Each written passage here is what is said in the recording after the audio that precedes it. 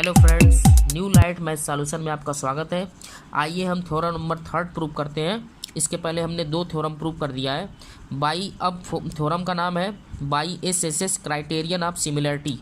Theorem यानी statement क्या है? If the corresponding sides of two triangles are proportional then their corresponding angles are equal and hence the two triangles are similar.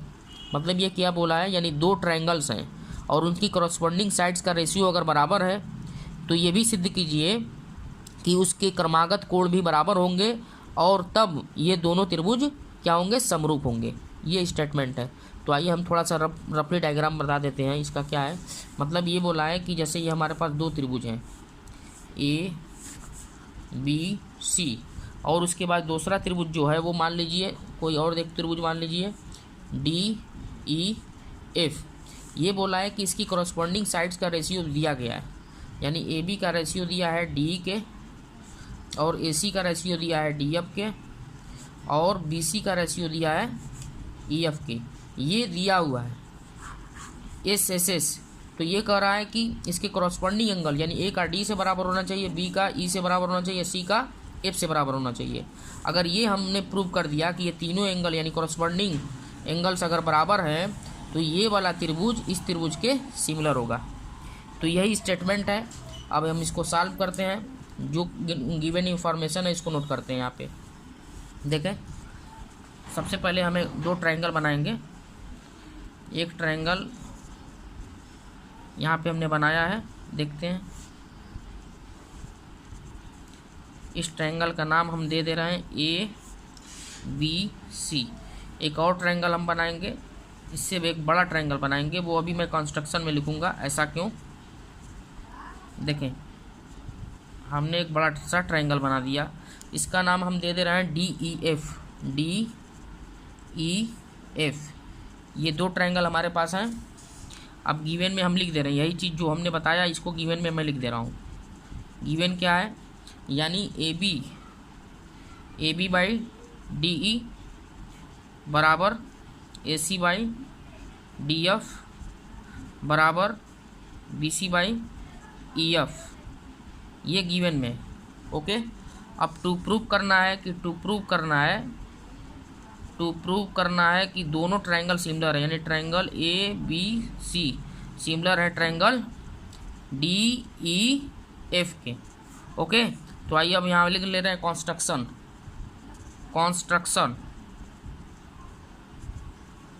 Construction में हम ले लेंगे कि ए B बराबर कट ए बी के बराबर आप डी पी काट दीजिए, एंड ए सी के बराबर ये मान लीजिए यहाँ पी है, यहाँ क्यू मान लीजिए, ए सी बराबर डी क्यू काट दीजिए, डी क्यू।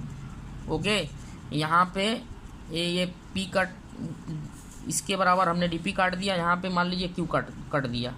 अब इसको ज्वाइन कर लीजिए आप। हमने इसका क्या कर लिया, ज्वाइन, एंड ज्वाइन लिख लीजिए यहाँ पे ज्वाइन पी क्यू। अब हम क्या करते हैं कि इसमें ये जो रेशियो दिया है ना, ये जो रेशियो दिया है इसको हम मान लेते हैं लेट, यहाँ पे लिख लेंगे लेट दैट, क्योंकि इसीलिए हमने एक बड़ा सा ट्रायंगल बनाया, एक छोटा ट्रायंगल बनाया, एक बड़ा ट्रायंगल बनाया है।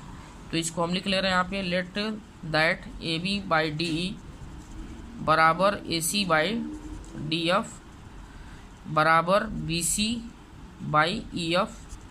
इसको मैं लेस देन 1 बोल दे रहा हूँ। ऐसा क्यों, क्योंकि एक छोटा ट्रायंगल है, यानी इसकी साइड छोटी होगी और इस बड़े वाले की साइड बड़ी होगी। लेस देन मैं 1 बोल दे रहा हूँ क्योंकि मैंने बता दिया था कि सिमिलरिटी के लिए शेप हूबहू होनी चाहिए, साइड छोटी बड़ी हो सकती है। ठीक है, तो इसलिए हम इसको लेस देन 1 मान के चल रहे हैं, ऐसा प्रूव करने के लिए। तो ए बी बाई डी यानी ये वाली साइड छोटी होगी और ये वाली बड़ी होगी। देख भी रहे हैं आप यहाँ पे, इसीलिए लेस देन 1। जैसे लेस देन 1 का मतलब क्या हुआ, जैसे कि जिसका रेशियो 1/2 आना चाहिए, 3/4 आना चाहिए, यानी कि ये हो सकता है कि 1 से इसकी वैल्यू क्या होनी चाहिए, 1/2 ये हाफ है, जाहिर सी बात है ये लेस देन 1 है, 3/4 क्या है, लेस देन 1 है। तो इस तरीके से इसका रेशियो होना चाहिए। चलिए अब हम लिखते हैं प्रूफ। अगला स्टेप क्या इसका है, प्रूफ लिख लेते हैं। तो प्रूफ में क्या गिवन था प्रूफ में यह गिवन था कि ए बी बाई डी, यहाँ पे लिखा है चूंकि, लिख दीजिए चूंकि ए बी बाई डी बराबर A C by D F, ये गिवन में सही था। बट ए बी के बराबर हमने क्या काटा है, ए बी के बराबर हमने काट दिया था ना डी पी, तो डी पी बाई डी लिख लीजिए। और ए सी के बराबर क्या काटा था भाई, P Q by D F लिख लीजिए। देख लीजिए यहाँ पे ए बी के बराबर हमने डी पी कट किया है, यहाँ पे देखें फिगर में, ए बी बराबर डी पी और ए सी बराबर डी क्यू। बाई कहाँ से आई है, ये लिख दे रहे हैं by construction, okay, by construction. तो अब जैसे यहाँ पे आ गया डी पी और D E, D Q, D F, तो अब हम क्या लगा सकते हैं, by converse of Thales theorem की पी क्यू पैरेलल हो गई, किसके, ई एफ के। जैसे ही ये पैरेलल हो गई, इसका मतलब ये हुआ कि इसके कॉरस्पॉन्डिंग एंगल, यानी ये वाला एंगल इस एंगल के बराबर हो जाएगा और ये वाला एंगल इस एंगल के बराबर हो जाएगा। तो इसलिए इसके कॉरस्पॉन्डिंग एंगल क्या हो जाएंगे, इक्वल हो जाएंगे। जब कोई लाइन पैरेलल होती है तो जो इससे लाइन अटैच होती है वो क्या होती है, यहाँ पे ये क्या होगी, इसके कॉरस्पॉन्डिंग एंगल जो भी बनेंगे वो क्या होंगे, इक्वल होंगे। तो एंगल P बराबर हो जाएगा आपका, एंगल P बराबर angle E and angle E बराबर, देखिए एंगल P बराबर एंगल E हो गया और एंगल Q बराबर क्या हो जाएगा, एंगल Q बराबर हो जाएगा एंगल F, ओके। तो अब जैसे ये दोनों, ये वाला एंगल इस एंगल के बराबर है, ये वाला एंगल इस एंगल के बराबर है, तो हमने प्रूव किया था ना पहले कि अगर दो एंगल या तीन एंगल अगर किसी दो ट्रायंगल में अगर इक्वल होंगे तो वो ट्रायंगल क्या होगा, सिमिलर होगा। तो मैं इसको लिख सकता हूँ by A criterion of similarity, criterion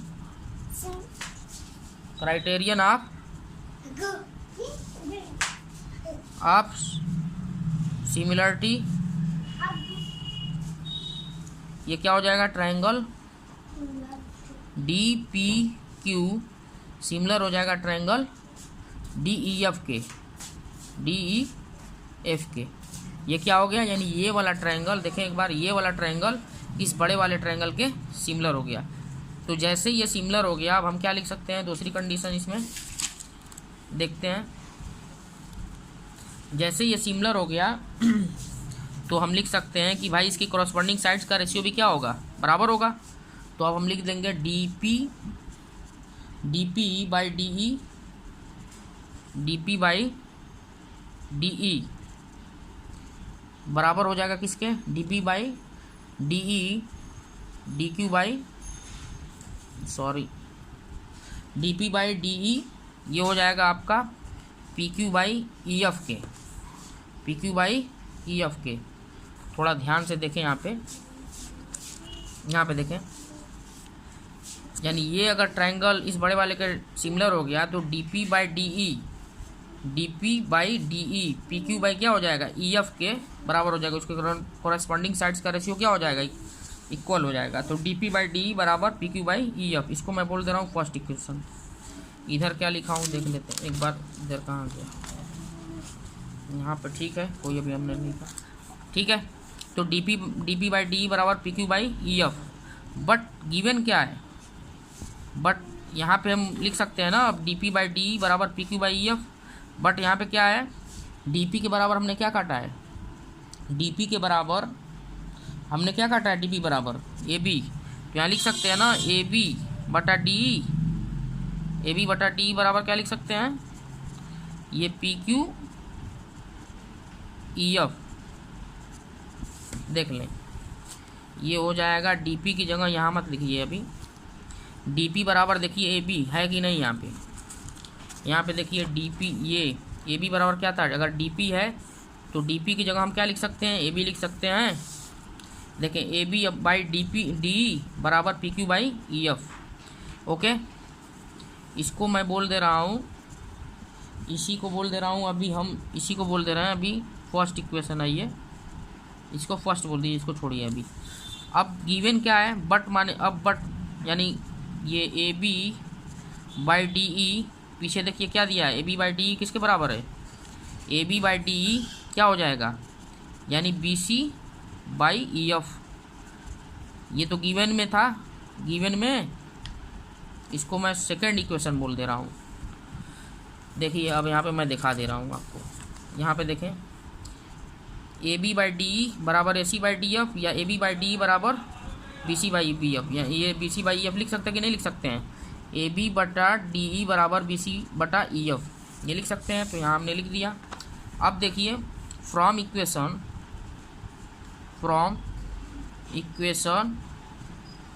first and second we get, देखें यहाँ पे ये वाली, ये दोनों बराबर है ना, ए बी बराबर डी और ए बी बराबर डी, इसका मतलब P Q by E F बराबर आ जाएगा आपका बी सी बटा ई एफ। ठीक है, अब ई एफ कैंसिल हो गया, इसका मतलब पी क्यू बराबर हमने क्या प्रूव कर दिया, बी सी। ये पी क्यू बराबर क्या प्रूव कर दिया, बी सी। इसको मैं बोल दे रहा हूँ थर्ड इक्वेशन। ठीक है, अब हम क्या करते हैं कि हमको टारगेट हमारा क्या है, हमारा टारगेट ये है कि कॉरस्पॉन्डिंग एंगल्स को इक्वल प्रूव करना है। तो हम क्या करेंगे, अब यहाँ पे देखते हैं, इस वाले ट्रायंगल को कॉन्ग्रुएंट बना सकते हैं कि नहीं, बना सकते हैं। तो चलिए इसको हम बना लेते हैं इसमें। Now in triangle A B C and triangles D P Q, तो ए बी बराबर क्या है, ए बी बराबर डी पी बाई कंस्ट्रक्शन, उसके बाद बी सी बराबर पी क्यू हमने प्रूव कर दिया, एबो प्रूव, या थर्ड इक्वेशन लिख दीजिए एबो प्रूव्ड। ओके, अब ए सी बराबर क्या हो गया, ए सी बराबर हो गया डी क्यू, कहाँ से आया ये, बाई कंस्ट्रक्शन।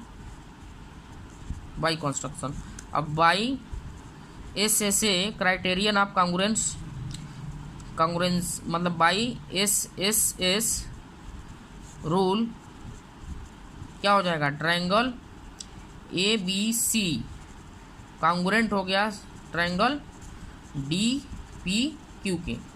जैसे ही ये दोनों एंगल क्या हुआ, कॉन्ग्रुएंट हुआ, तो अब देखते हैं यहाँ पे, अब जैसे एंगल ये कॉन्ग्रुएंट हुआ, आप यहीं पे आप चेक कर सकते हैं। अब एंगल ए बराबर क्या हो जाएगा, एंगल डी है, एंगल ए बराबर एंगल डी कहाँ से आया, by C P C T से, और एंगल बी बराबर आ जाएगा एंगल पी, एंगल बी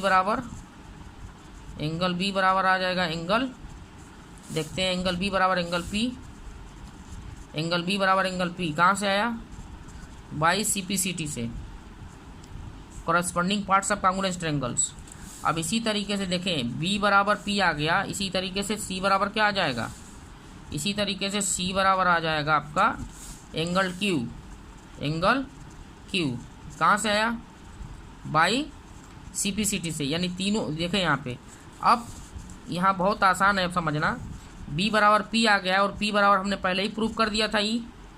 ठीक है, इसका मतलब क्या हुआ, एंगल बी बराबर क्या आ गया है, एंगल बी बराबर एंगल ई आ गया, क्योंकि हमने पहले प्रूव कर दिया था ना पीछे इसके।